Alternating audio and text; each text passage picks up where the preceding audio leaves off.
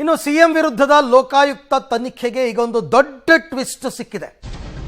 ಏನು ಟ್ವಿಸ್ಟ್ ಅಂದ್ರೆ ಲೋಕಾಯುಕ್ತ ಎಸ್ಪಿ ಉದೇಶ್ ಅವರು ಕಿಡ್ನಾಪ್ ಆಗಿದ್ದಾರೆ ಅಂತ ಸ್ನೇಹಮಯಿ ಕೃಷ್ಣ ಆರೋಪ ಮಾಡಿದ್ದಾರೆ.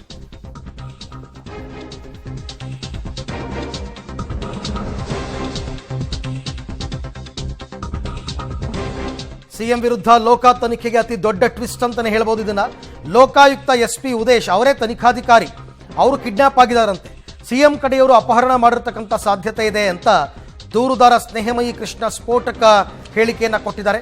ನಾನು ಕರೆ ಮಾಡಿದ್ರೂ ಎಸ್ಪಿ ಸ್ವೀಕರಿಸ್ತಾ ಇಲ್ಲ, ಕಚೇರಿ ಸಿಬ್ಬಂದಿಗೂ ಎಲ್ಲಿ ಹೋಗಿದ್ದಾರೆ ಅಂತ ಮಾಹಿತಿ ಇಲ್ಲ. ಇದೆಲ್ಲವನ್ನ ಗಮನಿಸಿದ್ರೆ ಸಿದ್ದರಾಮಯ್ಯ ಕಡೆಯವರು ಬಚ್ಚಿಟ್ಟಿದ್ದಾರೆ ಅಂತ ದೇವರಾಜ ಪೊಲೀಸ್ ಸ್ಟೇಷನ್ಗೆ ಹೋಗಿ ಸೀದಾ ಒಂದು ದೂರನ್ನು ದಾಖಲು ಮಾಡಿದ್ದಾರೆ ಸ್ನೇಹಮಯಿ ಕೃಷ್ಣ. ಜನಪ್ರತಿನಿಧಿಗಳ ನ್ಯಾಯಾಲಯ ಸಿದ್ದರಾಮಯ್ಯ ಮತ್ತು ಇತರ ವಿರುದ್ಧ ಮೊಕದ್ದಮೆ ದಾಖಲು ಮಾಡಬೇಕು ಅಂತೇಳಿ ಆದೇಶ ಮಾಡಿರೋದು ಇಡೀ ದೇಶಕ್ಕೆ ಗೊತ್ತಾಗಿದೆ. ಸೊ ಅದೇ ರೀತಿ ಮೈಸೂರು ಲೋಕಾಯುಕ್ತ ಎಸ್ ಪಿ ಅವರಿಗೂ ಗೊತ್ತಾಗಿದೆ.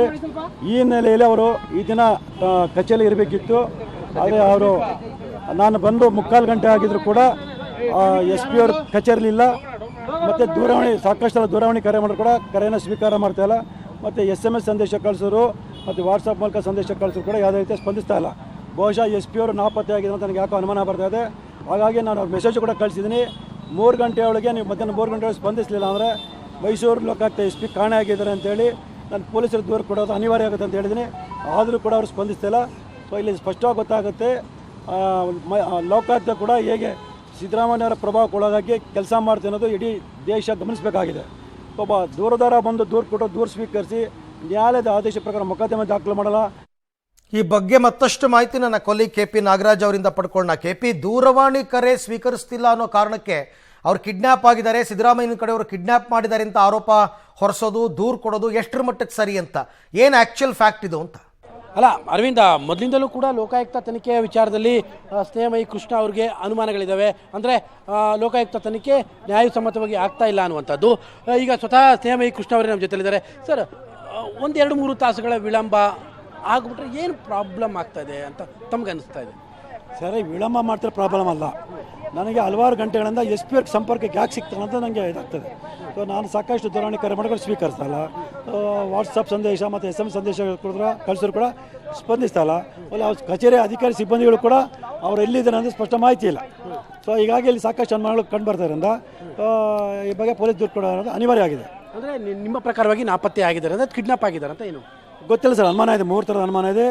ಒಂದು, ಅವರು ಸ್ವತಃ ನಾಪತ್ತೆ ಆಗಿದ್ರ, ಅಥವಾ ಅಪಹರಣಕ್ಕೊಳಗಾಗಿದ್ರ, ಅಥವಾ ಏನಾದ್ರು ಅಕ್ರಮ ಬಂಧಕ್ಕೊಳಗಾದ್ರೆ, ಈ ಥರ ಸಾಕಷ್ಟು ಅನುಮಾನ ಬರ್ತಾರಿಂದ ಇದೆಲ್ಲರ ಬಗ್ಗೆ ತನಿಖೆ ನಡೆಸೋಕ್ಕೆ ನಾನು ಪೊಲೀಸ್ ದೂರ ಕೊಡ್ತೇನೆ. ಅಲ್ಲ, ಅಲ್ಲಿಗೆ ನಿಮಗೆ FIR ವಿಳಂಬ ಆಗ್ತಾ ಇದೆ ಅನ್ನುವಂಥ ಹಿನ್ನೆಲೆಯಲ್ಲೇ ಈ ಥರದ ಅನುಮಾನಗಳು ಬರ್ತಾ ಇರುವಂಥದ್ದು? ಹೌದು ಅಲ್ಲ, ಅದು ಜೊತೆಗೆ ಎಸ್ ಪಿ ಎಲ್ಲಿದ್ದಾರೆ ಏನು ಮಾಡ್ತಾರೆ ಸ್ಪಷ್ಟ ಮಾಹಿತಿ ಇಲ್ಲಲ್ಲ, ಅವ್ರಿಗೆ ಸಂಪರ್ಕಕ್ಕೆ ಸಿಗ್ತಲ್ಲ. ಸೊ ಹಾಗಾಗಿ ಸಾಕಷ್ಟು ಅನುಮಾನ ಬಂದೇ ಬರ್ತದೆ. ಓಕೆ, ಅಲ್ಲಿಗೆ ನಿಮ್ಮ ಪ್ರಕಾರವಾಗಿ ಇದು ಉದ್ದೇಶಪೂರ್ವಕವಾಗಿ ವಿಳಂಬ ಅಂತನಾ? ಖಂಡಿತವಲ್ಲ, ಉದ್ದೇಶಪೂರ್ವಕವಾಗಿ ಮಾಡ್ತಾ ಇದ್ದಾರೆ ಅಂತ ನನಗೆ ಅನಿಸ್ತಾ ಇದೆ.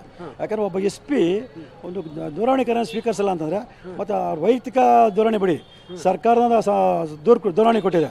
ಸೊ ಸಾರ್ವಜನಿಕ ಕರೆ ಮಾಡಿದಂಥ ಸಂದರ್ಭದಲ್ಲಿ ಅವ್ರಿಗೆ ಸ್ಪಂದಿಸಬೇಕು ಅಂತೇಳಿ, ಆದರೂ ಕೂಡ ಅವ್ರು ಸ್ವೀಕರಿಸಲ್ಲ, ಅವ್ರು ಅದ್ರ ಬಗ್ಗೆ ಸ್ಪಂದಿಸ್ತಲ್ಲ ಅಂತಂದರೆ ಇಲ್ಲಿ ಸಾಕಷ್ಟು ಅನುಮಾನ ಬಂದೇ ಬರುತ್ತೆ.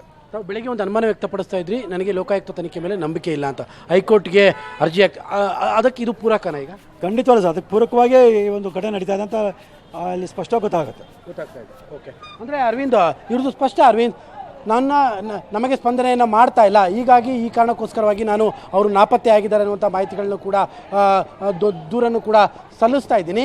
ಈ ಕಾರಣಕ್ಕೋಸ್ಕರವಾಗಿಯೇ ಅಂದರೆ ಉದ್ದೇಶಪೂರ್ವಕವಾಗಿಯೇ ಇಲ್ಲಿ ವಿಳಂಬ ಮಾಡ್ತಾ ಇದ್ದಾರೆ ಅನ್ನುವಂಥದ್ದು ಇವರ ಆರೋಪ ಆಗಿದೆ.